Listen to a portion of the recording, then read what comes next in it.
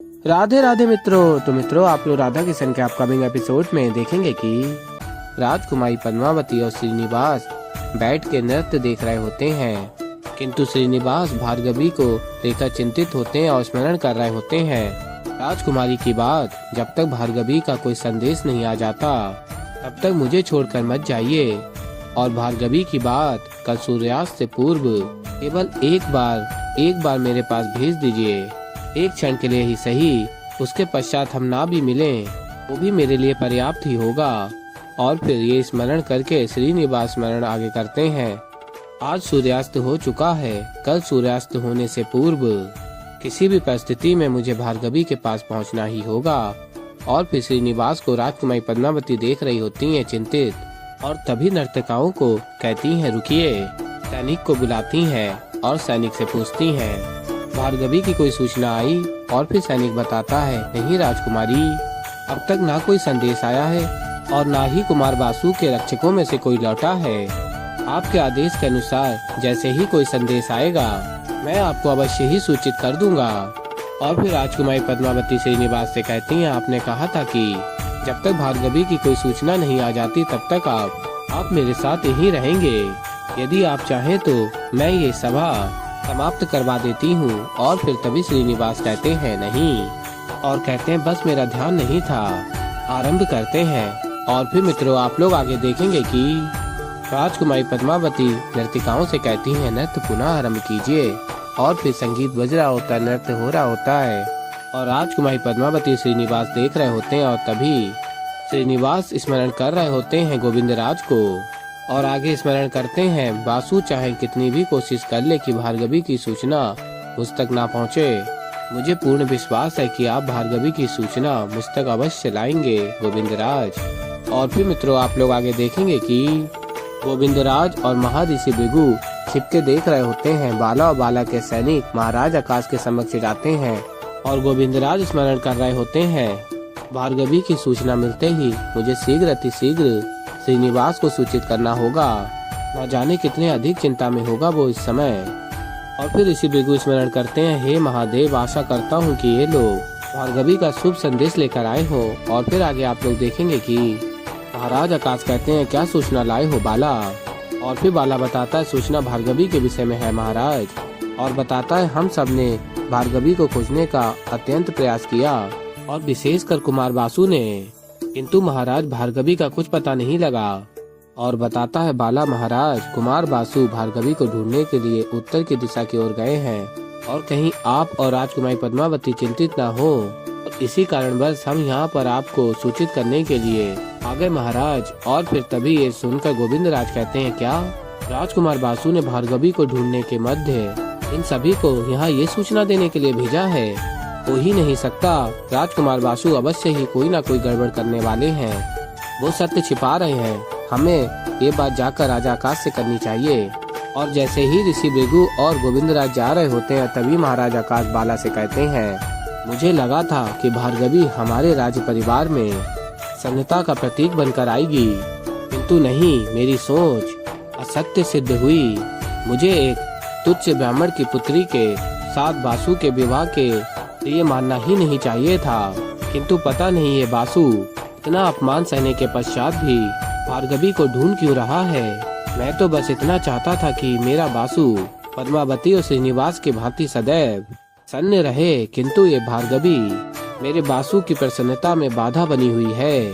और कहते महाराज आकाश कितना अच्छा होगा कि बाला यदि ये भार्गवी मिले ही नहीं, और यदि कहीं मुझे ये पता चल जाए कि भार्गवी कहाँ है तो मैं बिना किसी से कुछ कहे उसे कारावास में डाल दूं, और वो भी जीवन भर के लिए।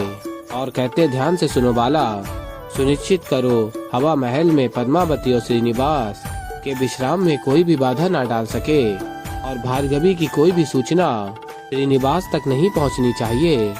और कहते हैं बासु स्वयं लौट आएगा, और जब वो लौट के आएगा तो किसी राज्य की बड़ी राजकुमारी के साथ उसका विवाह करवा दूंगा और उसे राजा घोषित कर दूंगा। और फिर मित्रों, आप लोग आगे देखेंगे कि ये सुनकर ऋषि भृगु अत्यंत ही दुखी हो रहे होते हैं, रो रहे होते हैं, और फिर जा रहे होते हैं। तभी गोविंदराज कहते हैं ऋषि भृगु आप कहाँ जा रहे हैं? चलिए ना राजा आकाश से बात करते हैं चल के।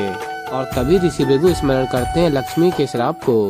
और गोविंदराज कहते हैं आगे क्या हो गया ऋषि भृगु, चलिए ना मेरे साथ उस राजमहल में जाकर राजा आकाश से बात करते हैं, आपकी बात समझेंगे वो, सुनेंगे वो, आप कहेंगे तो क्यों नहीं सुनेंगे, चलिए। और फिर ऋषि भृगु कहते हैं चल के क्या कहूँ, मेरे साथ विश्वासघात हुआ है, मूर्ख बनाया है सबने मुझे, और सबसे बड़ा मूर्ख स्वयं मैंने अपने आप को बनाया है। ये जो कुछ भी हो रहा है ये सब कुछ मेरे कारण हो रहा है, सब मेरे कारण हो रहा है। और रो रहे होते हैं और बताते हैं जब मुझे श्रीहीन होने का श्राप मिला था तो मुझे लगा कि श्री का अर्थ केवल धन होता है, लेकिन अब मुझे आभास हुआ कि श्री का अर्थ केवल धन नहीं अपितु विश्वास, प्रसन्नता और वो सारी भावनाएं जिससे घर घर बनता है और एक राज्य राज्य। और कहते हैं आज केवल मैं ही नहीं समस्त वेंकटगिरी श्रीहीन हो गई है मेरे कारण।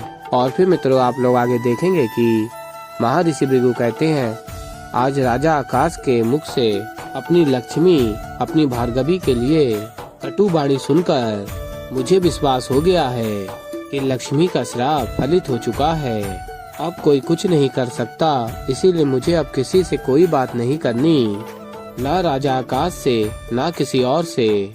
और कहते गोविंदराज से मुझे एकांत में छोड़ दो। और फिर गोविंदराज स्मरण करते हैं और कहते हैं लक्ष्मी का श्राप, वेंकटगिरी श्रीहीन हो गई है, क्या तात्पर्य है इस बात का, मुझे तो कुछ समझ में नहीं आ रहा। मैं बस इतना जानता हूँ कि मुझे किसी भी प्रकार से भार्गवी को ढूंढना ही होगा और ऋषि भृगु की इन बातों का सत्य जानकर श्रीनिवास को बताना होगा। और फिर मित्रों आप लोग आगे देखेंगे कि महर्षि भृगु जा रहे होते हैं और स्मरण कर रहे होते हैं महाराज आकाश की बात, उनकी कटुबाड़ी को। और फिर तभी असुर गुरु शुक्राचार्य प्रकट हो जाते हैं। और फिर असुर गुरु शुक्राचार्य कहते हैं प्रणाम ऋषि भृगु, और कहते हैं इच्छा तो शताब्दियों से आपसे मिलने की थी, पर मैं उचित समय की प्रतीक्षा कर रहा था। मैं किसी स्वार्थ के लिए नहीं बल्कि परमार्थ के लिए यहाँ आया हूँ। और बताते हैं देवी लक्ष्मी ने आपको जो श्राप दिया है उसका प्रभाव देखना चाहेंगे ब्राह्मण समाज पर। और फिर असुर गुरु शुक्राचार्य अपनी शक्तियों से दिखाते हैं और तभी ऋषि भृगु देखते हैं और अत्यंत दुखी हो जाते हैं और कहते बंद कीजिए ये दृश्य। और फिर आगे आप लोग देखेंगे असुर गुरु शुक्राचार्य कहते हैं ऋषि भृगु केवल आप ही नहीं, शीघ्र ही ये सारा ब्राह्मण समाज श्रीहीन हो जाएगा। और फिर मित्रों आप लोग आगे देखेंगे कि गोविंदराज जा रहे होते हैं भार्गवी को ढूंढने के लिए और कहते हैं ऋषि भृगु मेरा साथ दें या ना दें, मुझे भार्गवी को ढूंढना ही होगा। और तभी मार्ग में देखते हैं गोविंदराज बाला और राजकुमार बासु के सैनिकों को बात कर रहा होता है। बाला सैनिकों से कितने भोले हैं महाराज आकाश, मैंने उनसे कहा कि भार्गवी नहीं मिली और वो मान गए कि भार्गवी नहीं मिली, और तो और मुझसे कह रहे हैं कि उसे ढूंढो ही मत। मैं तो ज्ञात ही नहीं कि हमें ज्ञात है कि भार्गवी कहाँ है। और तभी गोविंदराज सुन रहे होते हैं और कहते हैं गोविंदराज अर्थात इस बाला ने झूठ कहा, इसे पता था कि भार्गवी कहाँ है। और कहते हैं गोविंदराज हे प्रभु इससे सत्य कैसे निकलवाऊं कि भार्गवी कहाँ है। और कहते हैं गोविंदराज कितना अच्छा होता कि यदि ये स्वयं ही कह देता कि भार्गवी है कहाँ। और तभी श्रीनिवास कहते हैं आप मेरे लिए क्या कुछ नहीं करते गोविंदराज, आपकी सहायता करना तो मेरा कर्तव्य है। अब देखिए कैसे बाला स्वयं अपने मुख से बता देगा कि भार्गवी कहाँ है। और तभी श्रीनिवास हवा महल से चुटकी बजा के चमत्कार करते हैं और तभी बाला के ऊपर वृक्ष गिरता है। और ये देखकर गोविंदराज अत्यंत प्रसन्न हो जाते हैं।